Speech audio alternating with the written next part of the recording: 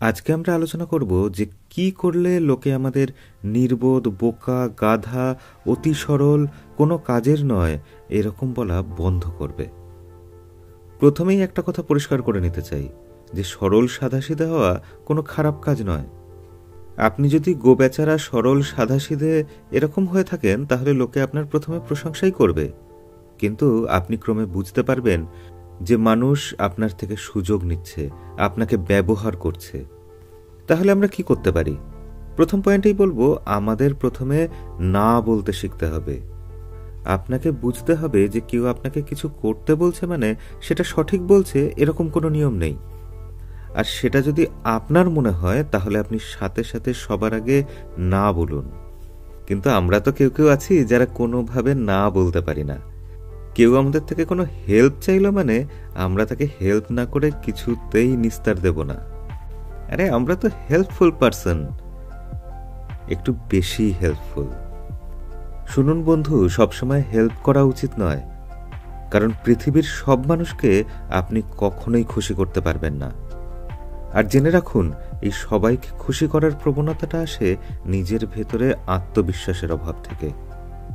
দ্বিতীয় পয়েন্টে বলবো, অন্যদের ওপর ডিপেন্ড করা বন্ধ করে দিন, আত্মনির্ভর হন। আমাদের মধ্যে বহু মানুষ আছেন যারা নিজে থেকে কোনো কাজ করতে পারেন না। তাদের কোনো কাজ করতে বলা হলে তারা সবার আগে দেখেন তার চারপাশের মানুষদের মধ্যে কে কে ওই কাজটা করছেন। যদি ওরা করে তবেই আমি কাজটা করব, না হলে যদি কিছু গন্ডগোল হয়, ভাই এত টেনশনের কি আছে? আরে এরকম মানুষও আমি দেখেছি যারা বাজারে শুধু মাছ কিনতে যাওয়ার সময় সাথে একজনকে টেনে নিয়ে যায়। সারা জীবন আপনাকে কেউ সাহায্য করবে না, হয়তো 1 মাস করবে, 2 মাস করবে, 3 মাস করবে, কিন্তু যখন দেখবেন সত্যিকারের আপনার কোনো মানুষের সাহায্য প্রয়োজন, তখন আপনার আশেপাশে কেউ নেই, ওই বিপদে আপনি একাই দাঁড়িয়ে আছেন। তাহলে অন্যদের ওপর ডিপেন্ড করা বন্ধ করুন, অন্যদের কথা শুনে চলা বন্ধ করুন, নিজের একটা স্ট্যান্ড তৈরি করুন, নিজের একটা বক্তব্য থাকুক, আপনার নিজের একটা আত্মসম্মান তৈরি হোক। তৃতীয় পয়েন্ট, এই পয়েন্টে আপনাদের বলবো, রোজ নতুন কিছু না কিছু শিখুন। আমি বলছি না আপনাকে রোজ স্কুলে যেতে হবে বা পাঠ্য বই মুখস্থ করতে হবে। শেখাটা যে কোনো রকম হতে পারে, সে আপনি হাঁস মুরগি প্রতিপালন করাই শিখুন আর ছবি আঁকাই শিখুন। দিনের 1 ঘন্টা অন্তত এর জন্য বরাদ্দ রাখুন। কিছু না হলে আপনি বসে টিভিতে নিউজ চ্যানেল দেখুন 1 ঘন্টা। দেখুন, 4টে লোক দাঁড়িয়ে যখন কথা বলছে, তখন তাদের মাঝে কথা বলতে গেলে আপনার ভেতরে কিছু মশলা থাকা চাই।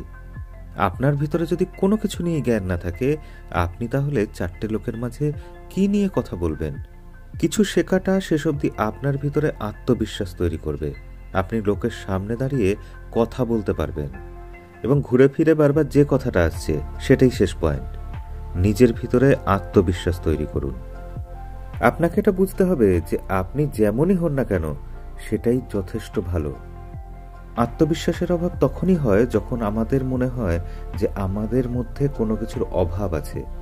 আমরা ভাবি যে ইস, আমি কেন ওর মতো দেখতে সুন্দর হলাম না, ইস কেন আমি এত সুন্দর কথা বলতে পারি না, উপরওয়ালা যখন আমাকে বানালো তখন কেন এত ডিফেক্ট সহ বানালো।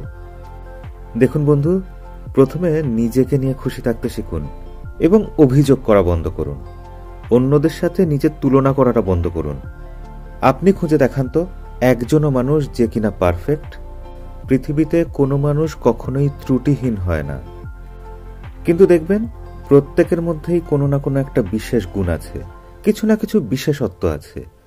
আর আপনি তো জগতের নিয়মের বাইরে হতে পারেন না, তাই আপনার মধ্যেও কোনো না কোনো গুণ, কোনো না কোনো বিশেষত্ব থাকবেই। হয়তো সেটা আপনার চোখে ধরা পড়ছে না, হয়তো সেটা বাইরে থেকে চট করে বোঝা যাচ্ছে না, কিন্তু জেনে রাখুন যেটা ভিতরের গুণ থাকে না, সেটাই দীর্ঘমেয়াদে গিয়ে বেশি ফল দেয়, সেটাই মানুষকে অনেক দূর অবধি পৌঁছে দিতে পারে। তাই নিজের গুণটা খুঁজে বার করুন, সেটাকে ঠিক জায়গায় ঠিকভাবে প্রয়োগ করুন, সেটাকে রোজ ধারালো করে তুলুন। আত্মবিশ্বাস কি করে বাড়াবেন এই নিয়ে বিস্তারিত ভিডিও ভবিষ্যতে আমাদের চ্যানেলে আসবে।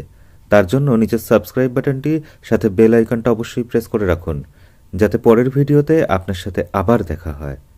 আজ তাহলে এই অবধি, বিদায়।